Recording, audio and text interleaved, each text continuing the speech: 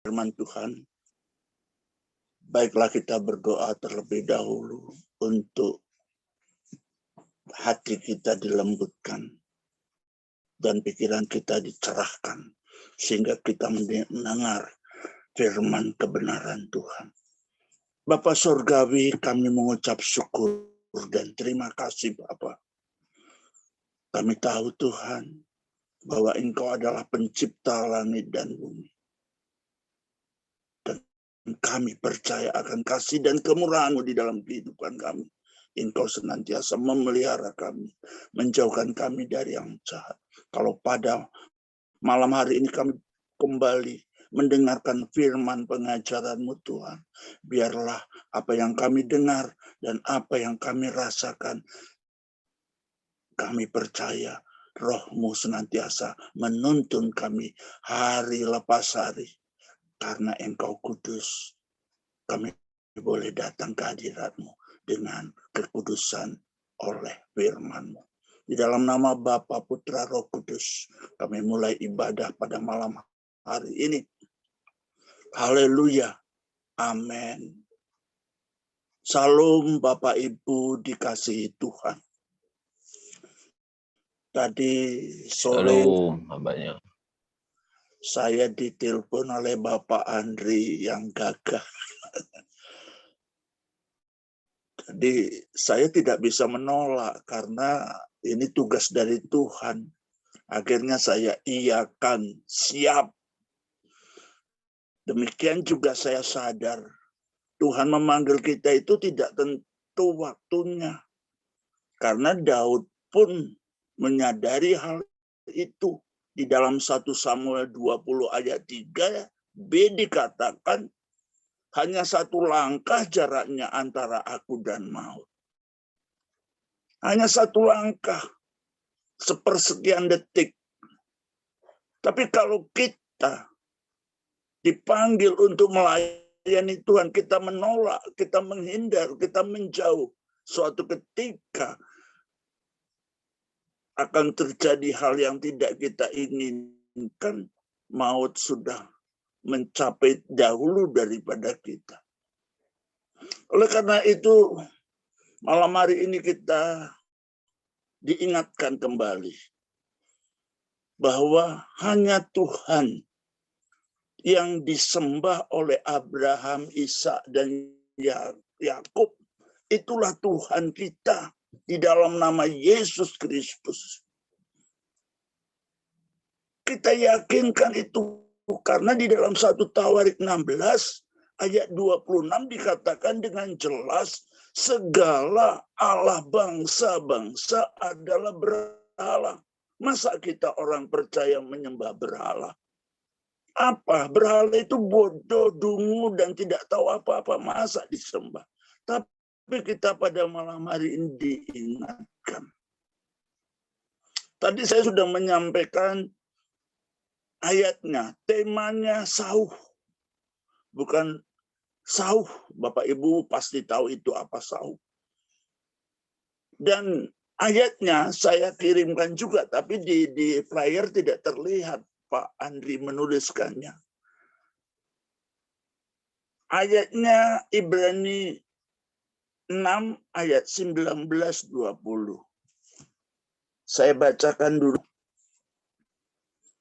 Pengharapan itu adalah sauh yang kuat dan aman bagi jiwa kita yang telah dilabuhkan sampai ke belakang tabir, di mana Yesus telah masuk sebagai perintis bagi kita. Kita ketika Ia menurut peraturan Melkisedek menjadi imam besar sampai selama-lamanya. Bapak perhatikan di situ ada tabir. Ibrani masih mencatat ada tabir di belakang tabir. Kalau kita kembali ke kitab Keluaran, tabir itu adanya di Perjanjian Lama, di tabut di dalam kemah tabernakel, di dalam kemah suci. Di sana ada 3 ruangan halaman, ruang suci, dan ruang maha suci. Orang yang bisa masuk ke dalam ruang suci ini adalah imam besar. Satu tahun sekali untuk mempersembahkan korban anak domba, darah sapi, darah anak sapi atau anak kambing domba. Masuk sambil memasukkan darahnya ke 2 tabut di dalam di 2 itu dipercikan di atas tabut perjanjian. Perjanjian penghapus dosa. Kalau yang melayani ini tidak kudus, zaman dulu, zaman Nabi Musa, itu kalau tidak kudus, maka orang yang melayani itu pasti mati. Oleh karena itu, untuk menjaga dia mati atau tidak di dalam ruang maha kudus itu, kakinya dikasih gelang-gelang. Jadi kalau dia berjalan kerincing, kalau dia berjalan kerincing berbunyi. Tapi ketika tidak terdengar lagi suara kerincing berarti imam ini sudah mati. Ditariklah dia keluar dalam keadaan mati. Zaman dulu melayani Tuhan itu harus kudus. Kenapa tidak? Saya percaya yang melayani Tuhan pun pasti kudus. Kalau tidak, mati dia. Mati apanya? Rohani. Jadi tidak sembarangan orang melayani Tuhan. Tanpa kekudusan kita tidak bisa mengajak orang-orang percaya berhadapan di hadapan dia. Tapi sekarang apakah masih ada tabernakel? Sudah tidak ada. Tabernakel itu adalah diri kita sendiri setelah penebusan Yesus di kayu salib. Oleh karena itu diingatkan kepada kita, imam besar kita siapa sekarang? Imam besar kita adalah Yesus Tuhan. Dia yang membuka jalan, dia yang memisahkan antara tabir yang ada di ruang suci maupun ruang maha suci. Dia adalah penebus. Darahnya lebih harga dari darah anak domba dan anak sapi itu. Lebih berharga. Pak Andre ada ya Pak Andre? Tolong dibuka Pak Andre 1 Korintus 15 ayat 45. Ya, tunggu sebentar. 1 Korintus 15 ayat 45. 1 Korintus 15 ya Pak? Iya. Ayat 45. 45. Untuk mengantarkan kita. Aduh.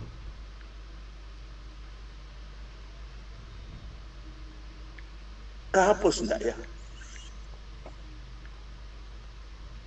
1 Korintus Pak Andre. 1 Korintus 15 ayat 45 ya Pak? 5. Ya.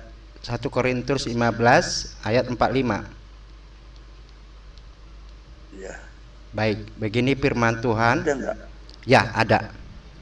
Baik, begini firman Tuhan ayat 45. Seperti ada tertulis manusia pertama, Adam menjadi makhluk yang hidup, tetapi Adam yang akhir menjadi roh yang menghidupkan. Ya. Amin. Terima kasih Pak. Tuhan memberkati. Adam yang pertama dan Adam yang terakhir. Siapa itu Adam yang pertama? Adam yang dibuat, diciptakan, dibentuk oleh Bapa surgawi lewat tanah. Oleh tanah sendiri diembuskan nafas, diembuskan roh. Karena dia salah, melakukan, mempraktekkan apa yang Tuhan perintahkan di dalam kehidupan kedua orang ini, akhirnya dia harus dilempar, mati rohnya, dilempar ke bumi. Tetapi Tuhan kita, Yesus itu yang menebus kesalahan Adam yang pertama. Maka ada dua Adam. Adam yang pertama dan Adam yang terakhir. Adam yang terakhir inilah yang membawa kita, yang menghidupkan kita, yang menyadari kita, yang menuntun kita, sehingga kita mengenal Tuhan kita di dalam nama Yesus Kristus. Dia menjadi manusia. 1 Yohanes 1 ayat 14 itu dikatakan dengan jelas. Firman menjadi daging, menjadi manusia. Dia yang menuntun kita, dia yang mengajak kita berkomunikasi. Karena kalau Tuhan tidak mengasihi kita, tidak akan mungkin terjadi pengorbanan di kayu salib untuk kita mengenal Tuhan yang benar. Alkitab memang tidak mencatat kalau Yesus itu keluar dari mulutnya berkhotbah kalau dia Tuhan, tidak. Tetapi di sisi lain ada catatannya kalau dia itu adalah guru dan Tuhan. Ada catatannya, Yohanes 13 ayat 13. Mari Bapak Ibu dibuka HP-nya sambil kita membuktikan bahwa ajaran Tuhan ini adalah ajaran untuk kita hidup di bumi maupun di akhirat, di sorga. Pak Andre, silakan Pak Andre. Yohanes 13 ayat 13. Yohanes 13 ayat 13. Baik, Yohanes 13 ayat 13, begini firman Tuhan. Kamu menyebut aku guru dan Tuhan, dan katamu itu tepat. Sebab memang akulah guru dan Tuhan. Amin. Ya. Jadi kalau orang sebenarnya menuntut kita, tunjukkan aku. Mana ayatnya bahwa dia berkata, Yesus itu mengatakan kalau dia Tuhan. Memang tidak ada, tetapi kita tahu dia tidak bicara di depan orang ramai, tapi dia bicara kepada orang yang sudah dasar imannya kuat, yaitu muridnya sendiri. Kalau kita bisa bergabung, kita bisa mendengarkan firman Tuhan pada esok ini, itu semua karena kemurahan Tuhan. Kita meletakkan sauh kita, pengharapan kita hanya kepada Tuhan. Jadi kalau kita perhatikan, Tuhan itu sangat baik dan teramat baik dalam kehidupan kita. Bapak Ibu tahu apa itu sauh? Sauh itu adalah tempat berlabuhnya kapal. Jadi ketika kapal itu sudah sampai di tempat tujuan, tetapi belum bersandar pelabuhan, dia menunggu giliran. Untuk menunggu gilirannya, dia turunkan sauh. Busi yang besar untuk sauh. Setelah sauh itu masuk ke dalam air, kapal itu mungkin bisa menghadap sana, menghadap itu, tapi tidak terlepas dari sauhnya. Karena arus air laut itu sangat keras dan dia bisa berputar-putar. Tapi tidak kemana-mana. Sauh. Ada pengharapan di dalam Yesus. Kalau kita sudah meyakinkan bahwa Tuhan itu adalah pengharapan kita, jangan kemana-mana lagi. Jangan menoleh ke kiri dan jangan menoleh ke kanan. Ikuti saja apa perintahnya. Yesus mengatakan, marilah kepadaku, letih lesu berbeban berat. Kita datang saja karena Tuhan mengajak kita datang aja dengan keyakinan yang kuat. Datang, ini aku Tuhan, datang ke hadirat-Mu.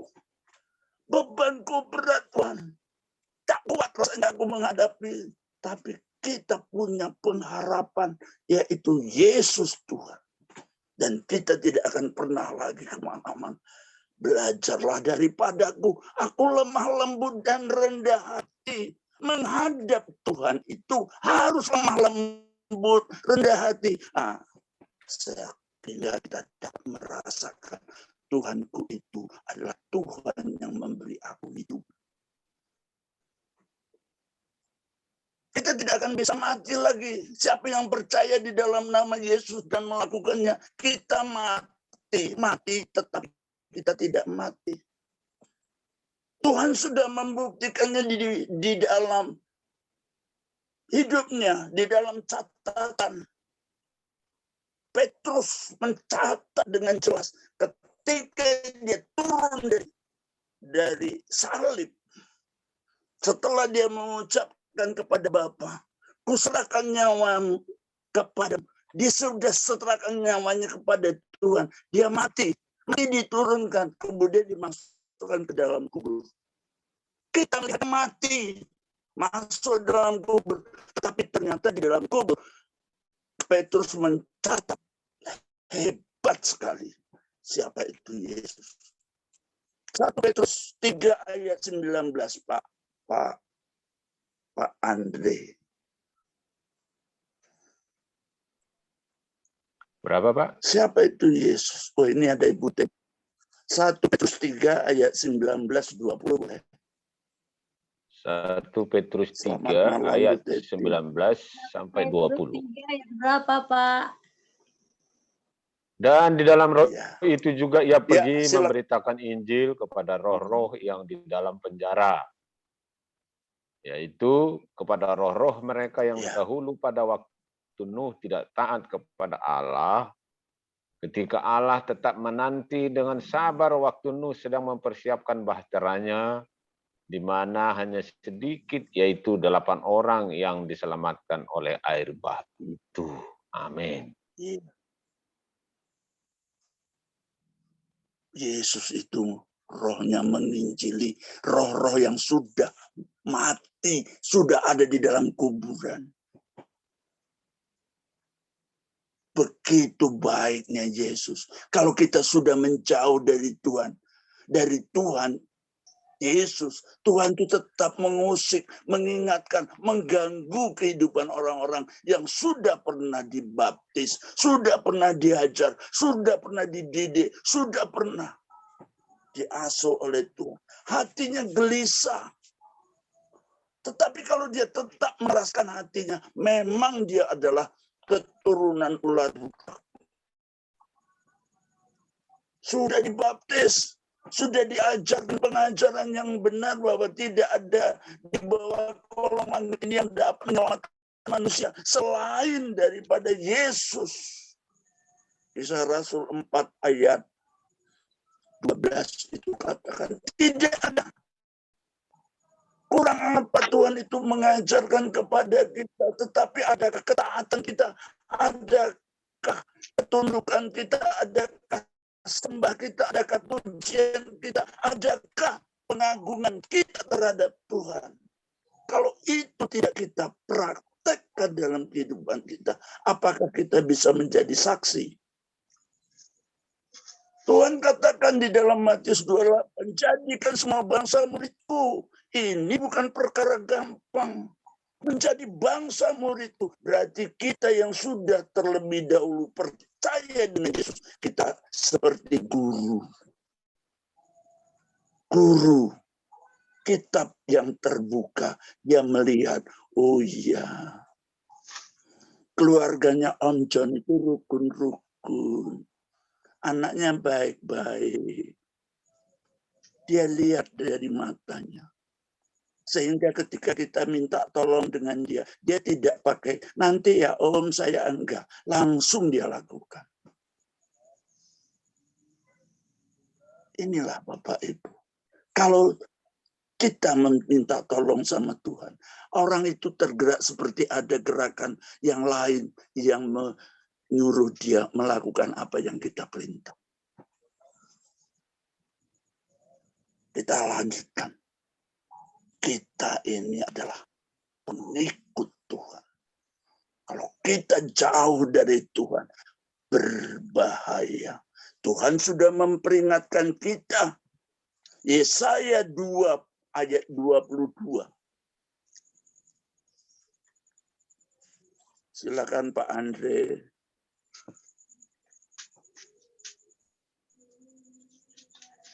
Pak Lamsar.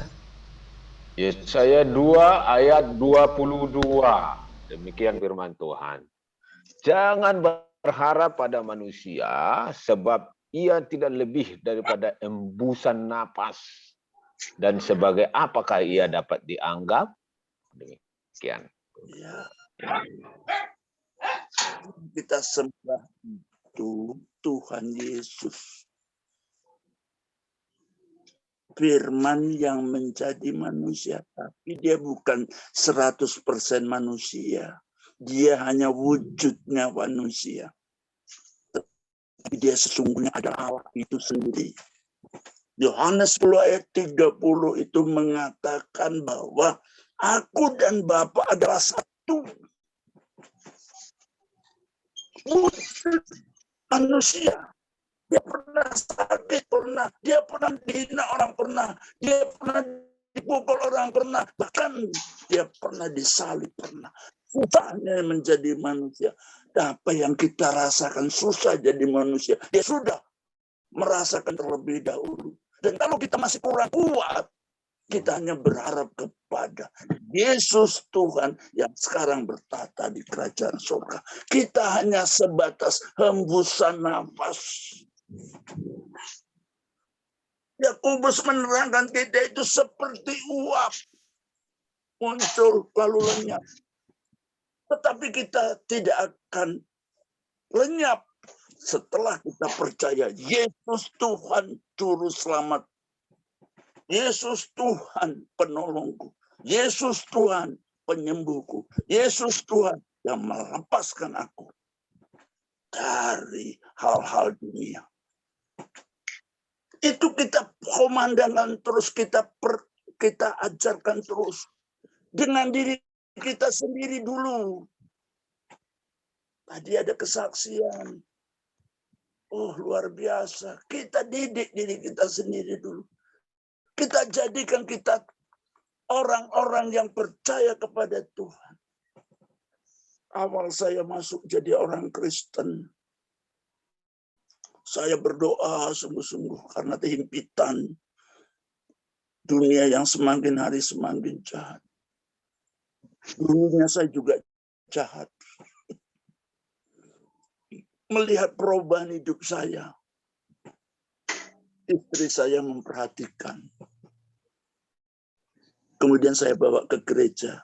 Kita ke gereja. Ya mau. Awalnya dia yang nyuruh saya awalnya. Masih di dalam agama Katolik. Tapi setelah berjalannya waktu dia mengikuti saya. Dan seolah-olah sekarang dia lebih pintar dari saya. Bapak Ibu mungkin tahu siapa istri saya. Pak Meldi tahu istri saya itu namanya Bu Pendeta El Hera. Iya. Saya menjadi contoh dulu dengan keluarga saya. Walaupun dalam perjalanan itu saya sebagai manusia memang punya kelemahan. Terutama dalam hal mengingat. Jadi kalau sudah dikasih tahu, saya itu ingat dengar tapi tidak bisa mengingat, lama-lama lupa. Besok diingatkan lagi. Akhirnya ya namanya ibu, saya percaya dia kasih.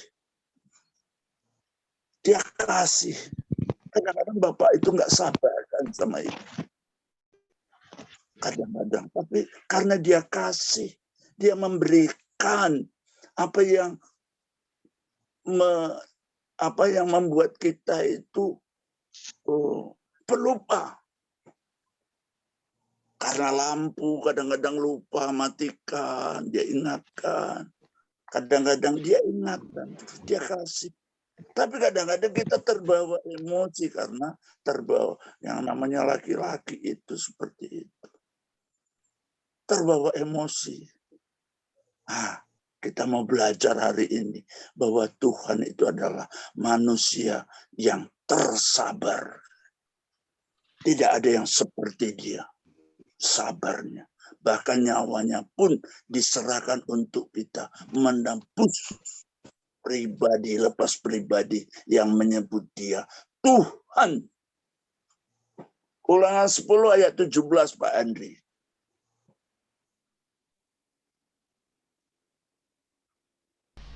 Pak Lamsar.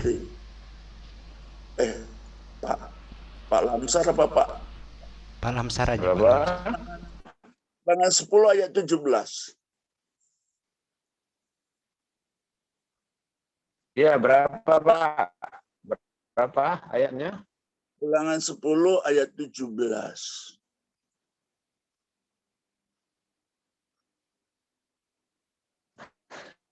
Berapa Pak Andre? Saya nggak dengar Pak Andre. 17. Demikian firman Tuhan. Sebab Tuhan Ulangan 10 ayat dan 17. Tuhan segala Tuhan, Allah yang besar. Ya. Ya, ulangan 10 ayat 17. Sebab Tuhan Allah mula Allah segala Allah. Tuhan segala Tuhan, Allah yang besar, segala Tuhan, ya. Allah yang besar, kuat dan dahsyat, yang tidak memandang bulu ataupun menerima suap. Ya. Ini Yesus. Dia kuat.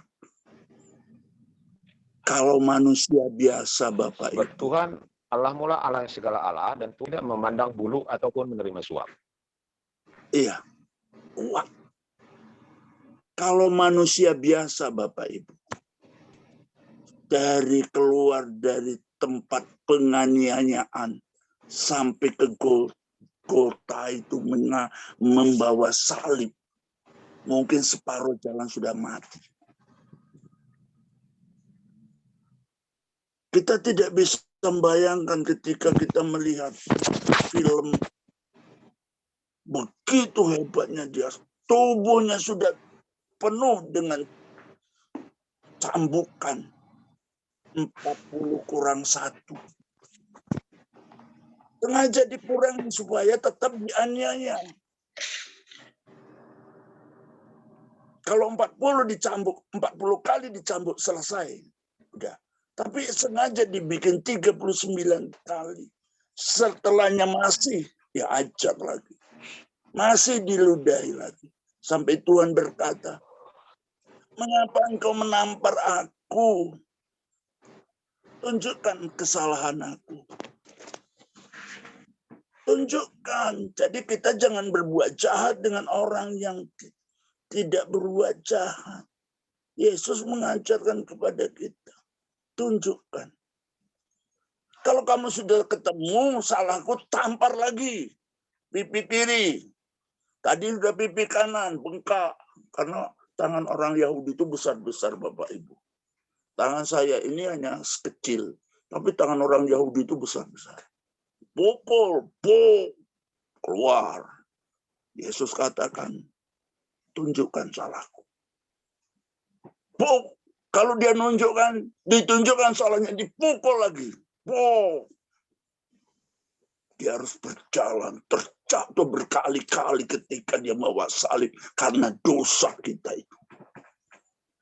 Dan kita bersyukur. Korban kita itu bukan binatang. Yesus yang di kayu salib itu sudah mengorbankan untuk kehidupan kita. Kita sadar bahwa kita itu hanya sebatas nafas. Batas nafas. Kalau sudah tidak bisa bernafas lagi, berhentilah organ-organ tubuh itu bergerak. Jantung dan sebagainya. Oleh karena itu ketika kita bernafas, rasakan sekali tempo. Terima kasih Tuhan. Napas yang engkau berikan kepadaku. Terima kasih Tuhan. Kalau kita mau hitung-hitungan tentang pelayanan, kita nggak kuat bayarnya Bapak Ibu. Kalau Bapak Ibu masuk rumah sakit, dikasih oksigen, suruh bernapas, satu kali bernapas misalnya 2 rupiah. Berapa kali Bapak Ibu ngembus napas itu? 1000 kali sudah berapa kali? Selama ini apakah Tuhan menuntut kita dibayar? 67 tahun saya bernapas. Berapa kali satu hari, berapa kali? Apa saya mampu? Tidak. Caranya bagaimana? Saya hanya mengagungkan Tuhan di dalam kehidupan itu. Itu bayaran saya. Mengagungkan Tuhan di dalam kehidupan kita. Meninggikan namanya. Sehingga kita betul-betul di dalam sauh yang benar. Jangan lagi kita berleha-leha, senang-senang. Aku sudah melakukan, aku sudah ini, aku sudah ini, aku sudah ini, aku sudah ini. Tetapi Tuhan tidak melihat apa yang kita lakukan. Tuhan melihat hati kita. Sejauh mana kita melakukan untuk Dia. Karena bukan orang yang menyebut-nyebut namaku yang masuk kerajaan surga. Tetapi orang yang melakukan kehendak Bapa. Kita adalah orang-orang yang melakukan kehendak Bapa. Sehingga satu pribadi lepas pribadi. Saya percaya di dalam nama Yesus. Kita sudah dicatat di dalam buku kehidupan. Kita melakukan apa yang orang lain tidak lakukan. Apa yang kita lakukan? Menyembah, memuji, mempermuliakan nama Tuhan. Jangan pikirkan bayarannya. Tapi pikirkanlah bagaimana rasa terima kasih kita kepada Tuhan yang sudah memberi nafas hari lepas hari. Bapak Ibu dalam nama Tuhan Yesus. Pak Andri, kita berapa menit lagi Pak Andri? Pak Andre, kita berapa menit lagi? Bentar lagi, Pak. Ya. Jadi ucapan syukur itu tidak terlihat, tetapi kita melakukannya. Ucapan berlakukan firman Tuhan di dalam kehidupan kita, itu sudah termasuk rasa bersyukur. Jadi kalau yang namanya bersyukur Bapak Ibu, itu seperti membandingkan. Aku bersyukur kalau aku masih hidup. Kenapa? Ada banyak orang yang mati. Aku bersyukur aku bebas. Kenapa? Karena banyak juga orang yang sudah masuk penjara. Aku bersyukur aku sehat. Kenapa? Karena banyak orang yang sudah sakit. Jadi ada perbandingannya. Aku ini miskin. Aku bersyukur aku miskin. Kenapa? Aku tidak menjadi pencuri. Jadi ketika kita mengucap syukur, apa yang kita syukuri? Umur panjang, kekuatan, tenaga, pikiran, dan segala anak cucu kita dipelihara Tuhan. Kenapa? Karena banyak juga keluarga yang anak cucunya tidak dipelihara Tuhan. Kaya memang, apa dia punya. Tetapi rasa syukur tidak diberikan kepada orang yang tidak di dalam Tuhan. Bapak Ibu yang dikasihi Tuhan, kita mau belajar untuk mendengar firman Tuhan. Lukas 8 ayat 18. Lukas 8 ayat 18. Demikian firman Tuhan. Karena itu perhatikanlah cara kamu mendengar. Karena siapa yang mempunyai, kepadanya akan diberi. Tetapi siapa yang tidak mempunyai, daripadanya akan diambil. Juga apa yang ia anggap ada padanya. Amin. Cukup jelas firman Tuhan ini. Perhatikan cara kamu mendengar. Mendengar apa? Penekanannya di sini mendengarkan apa? Mendengarkan firman Tuhan. Firman Tuhan itu adalah roh dan hidup. Kita buktikan di dalam Yohanes 6 ayat 63. Yohanes 6 ayat 63. Demikian firman Tuhan. Rohlah yang memberimu hidup, daging sama sekali tidak berguna. Perkataan yang kukatakan kepadamu adalah roh dan hidup. Amin. Ya. Perkataan-perkataan yang di situ huruf besar. Perkataan-perkataan yang Yesus katakan adalah roh dan hidup. Jadi ini kitab suci kita ini adalah kasih sayangnya Tuhan. Dia memang mati. Huruf-huruf ini memang mati. Tetapi kalau dia sudah tertulis di loh hati kita, dia menjadi hidup dan menuntun kita ke tempat di mana Bapa sediakan. Amsal 3 itu cukup jelas dikatakan di situ. Kalungkanlah. Kita baca aja Pak Andri. Amsal 3 Pak Andri. Ayat 3 dan 4. Amsal 3 ayat 3 dan 4. Demikian firman Tuhan. Janganlah kiranya kasih dan setia meninggalkan engkau. Kalungkanlah itu pada lehermu. Tuliskanlah itu pada loh hatimu.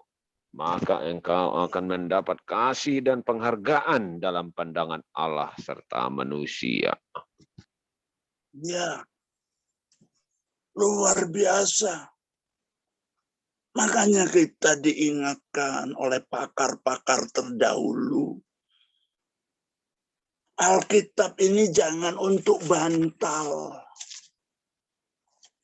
Bantal Bapak Ibu tahu ya. Hanya untuk pengantar tidur, tidak.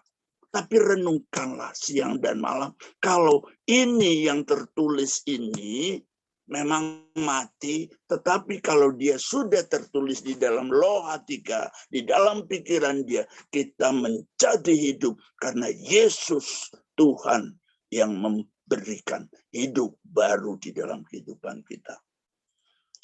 2 Korintus 5 ayat 17. Bu Teti, silakan Bu Teti, saya mau dengar suara Bu Teti.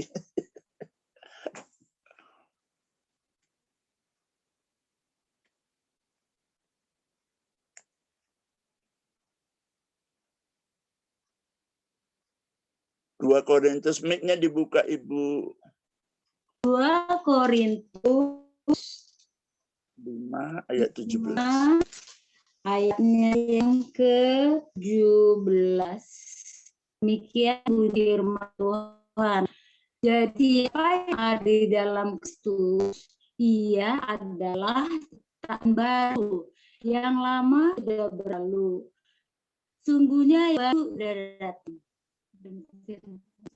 Kok suaranya bergema ya Ibu? Apa Pak? Suaranya bergema. Iya. Bergema. Enggak pakai. Apa? Enggak pakai. Enggak dengar, enggak. Kurang pas. Iya. Iya, betul. Saya bisa Apa sebabnya? Ya, Pak. 2 Korintus 5 ayat 17. Jadi 17. ya, jadi Siapa yang ada Kristus? Di dalam Kristus, ia adalah ciptaan baru. Yang lama sudah berlalu. Sesungguhnya yang baru sudah datang. Apakah Bapak Ibu percaya kalau Bapak Ibu yang ada di Zoom ini adalah ciptaan baru? Apakah Bapak yakin? Jawabnya bingung. Yakin. Mengikuti Yesus itu harus yakin dengan firman Tuhan. Jangan ketika ditanya pendeta, ditanya sama orang, megap-megap dia seperti ikan di laut itu, di air itu bingung. Jangan, yakin. Itu firman Tuhan, itu yang membuat kita hidup. Apakah Bapak percaya kalau Bapak ini setelah di dalam Kristus ciptaan baru? Yakin. Pasti. Jadi harus ada suatu getaran di mana roh dan jiwa kita mencatat apa yang kita katakan untuk mempermuliakan nama Tuhan. Jangan kalau ditanya apakah Bapak yakin, ya gimana ya gitu. Jangan, tegas ikut Tuhan itu tegas. Ya katakan ya, tidak katakan tidak. Jangan pelan. Bahaya. 2 Korintus 1 Bu Teti. Ayat 20. 2 Korintus 1 ayatnya yang ke-20. Sebab Kristus adalah ya bagi semua janji Allah. Itulah sebabnya oleh Dia kita mengatakan amin untuk memuliakan Allah. Iya. Iya. Biasa. Ada luar ya, ada amin Bapak Ibu. Haleluya. Amin. Amin. Haleluya. Haleluya. Amin. Ini saya sudah, maaf ini saya membuka rahasia sedikit. Ini sudah masuk pengajaran mempelai. Saya dengan sama Pak Parlin itu satu perguruan, jadi agak keras. Jadi iya, ini hebatnya. Iya, jangan ragukan lagi Yesus. Kalau kita sudah menaruh sauh kepada Yesus, pasti Dia menolong kita. Contohnya tadi saya lihat ada Bapak Medi. Secara manusia dia tidak mungkin hidup. Tapi karena ada doa orang-orang benar. Doa orang benar, bukan benar doanya, tapi orang yang mendoakan itu benar. Tuhan memberi perpanjangan umur. Tuhan memulihkan tubuhnya. Tuhan memberi satu sukacita yang tidak diberikan dunia, diberikan kepada orang-orang yang berserah kepada Dia. Amin. Jangan takut Bapak ikut. Berapa banyak rasul-rasul kita, bahkan hampir semua rasul-rasul itu menjadi korban penyembelihan, darahnya tercurah. Mulai dari Rasul Matius sampai dengan Rasul terakhir yaitu Rasul Paulus. Kepalanya dipenggal, putus. Bukan tanggung-tanggung, putus. Mati. Darahnya tercurah. Tetapi saya percaya orang yang melakukan segala sesuatu karena Tuhan menggantikannya. Buat Tuhan kita itu. Apapun yang kita kerjakan, apapun yang kita lakukan, apapun yang kita usahakan. Kalau Yesus ada di dalam hidup kita, percayalah. Dia akan menuntun kita dengan caranya. Kita harus sabar. Karena apa? Kita sudah punya buah-buah roh. Buah roh itu yang menuntun kita. Kalau menurutkan keinginan daging, bahaya Bapak Ibu. Mati kita. Tetapi kalau kita menurut keinginan roh, kita hidup dalam damai sejahtera. Ayat yang terakhir, Roma 8 ayat 6. Pak Andre, tolong Pak Andre ya. Jadi, biar Andre masih ada kan? Roma 8 ayat 6. Baik, Roma 8 ayat 6. Begini firman Tuhan. Karena keinginan daging adalah maut, tetapi keinginan roh adalah hidup dan damai sejahtera. Amin. Ya. Keinginan daging.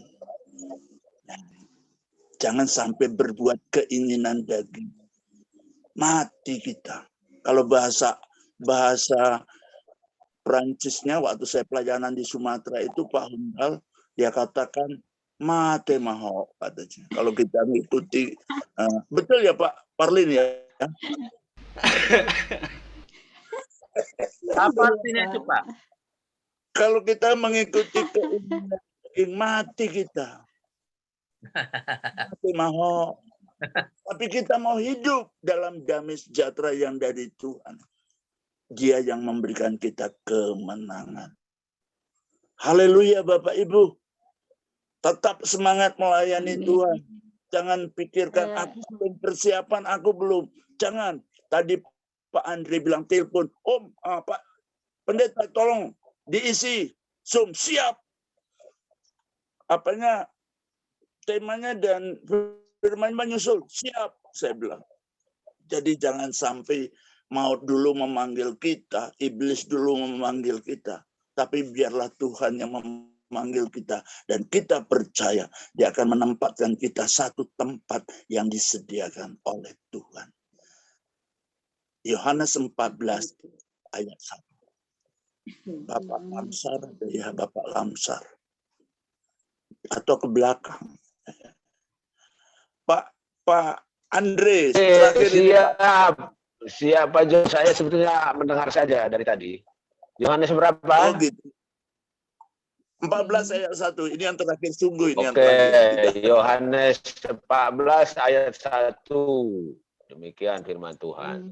Janganlah gelisah hatimu, percayalah kepada Allah, percayalah juga kepada aku. Amin. Ya. Jangan gelisah hatimu. Karena ketika hati kita gelisah ditunggangi oleh hal iblis. Karena senjata iblis itu sekarang membuat hati anak-anak Tuhan itu tidak percaya. Karena yang kita sembah adalah roh. Dan kebenaran roh itu tidak terlihat tapi ada.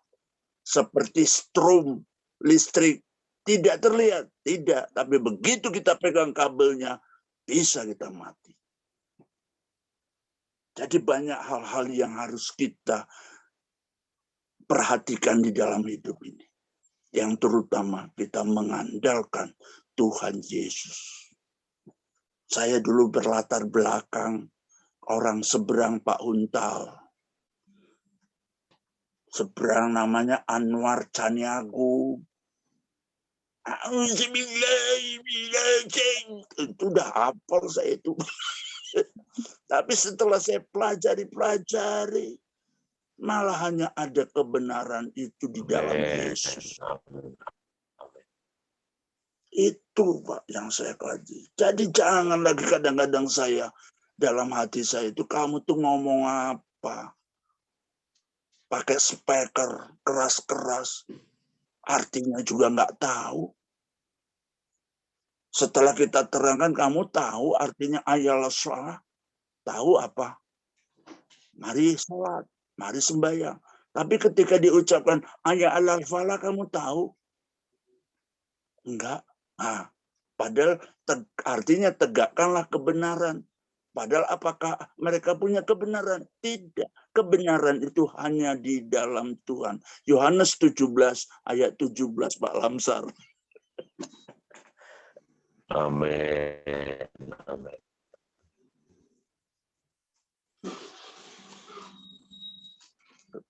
Ketemu Pak. Sampai jam 10 ya Pak Hantal. Boleh Pak, boleh. Sukacita ya Pak, pada Pak John Anwar. Wah, luar biasa Pak.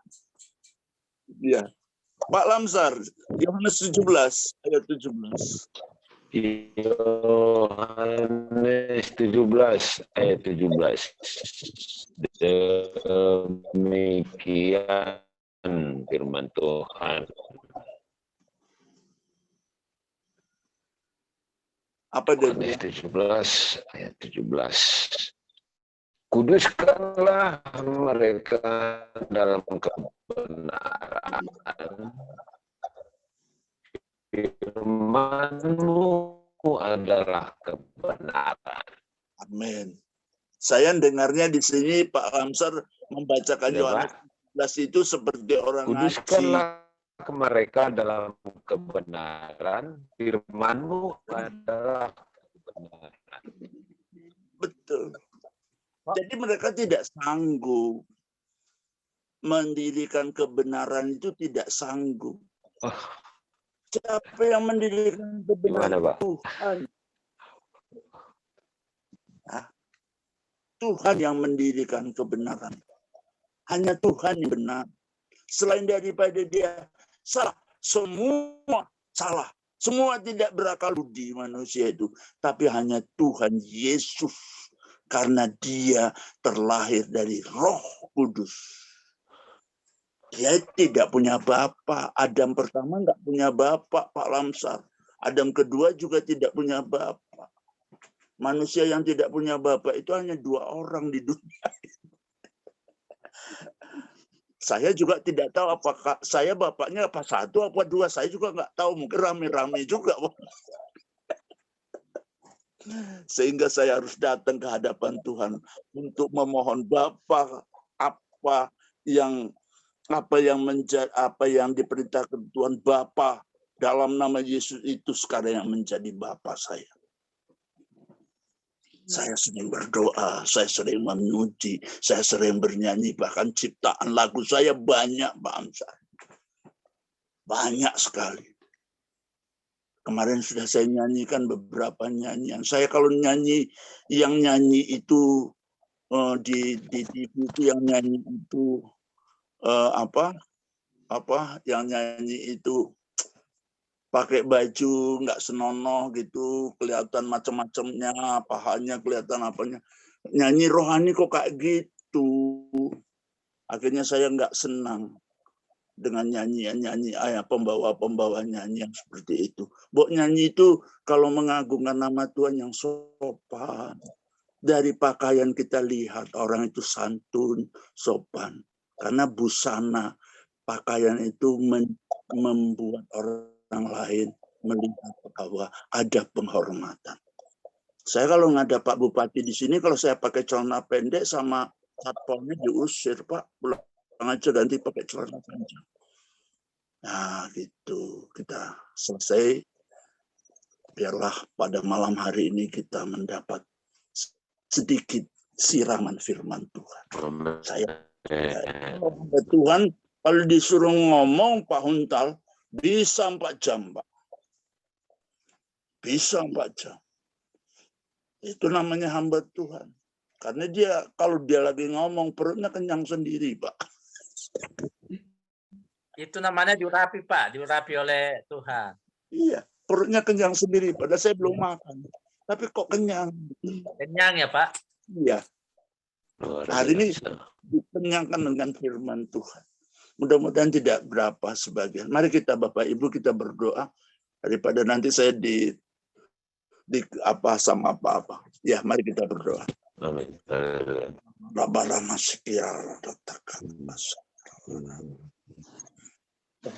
Pengasih, penyayang, panjang sabar dan bermurah hati. Kami datang ke hadirat-Mu Tuhan. Kami sudah mendengarkan sebagian dari firman.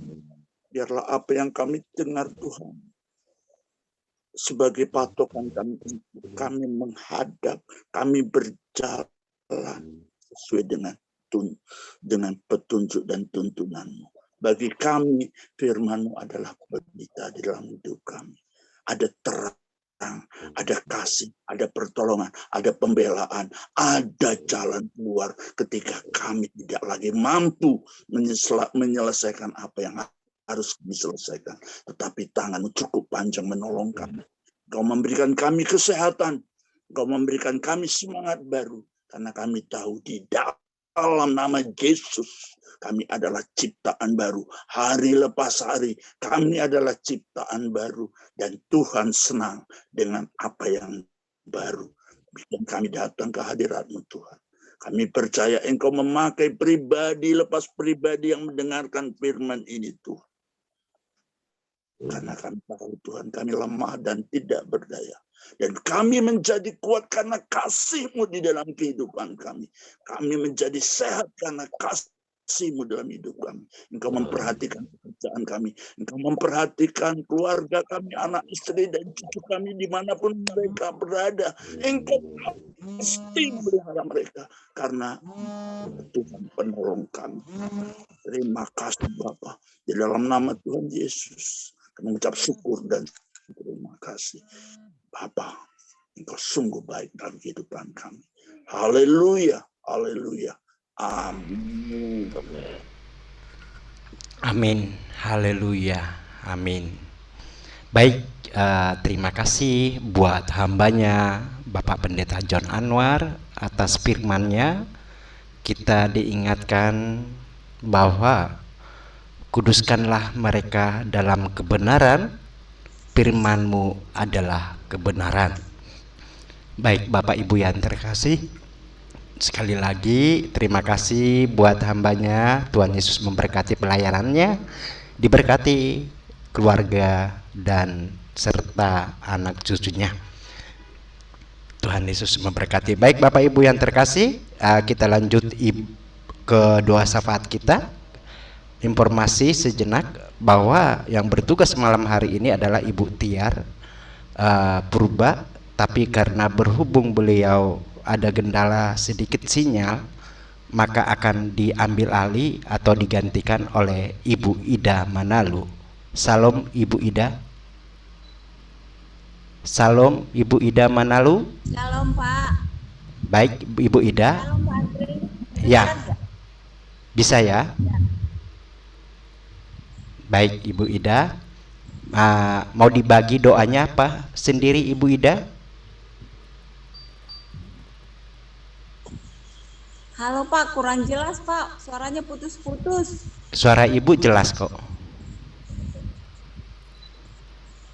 Baik Bapak Ibu, nanti akan dibawa Ibu Ida doa syafaat. Sebelumnya Saya kita tidak bisa mendengarkan suara Bapak. Iya. Tapi suara Ibu jelas kok.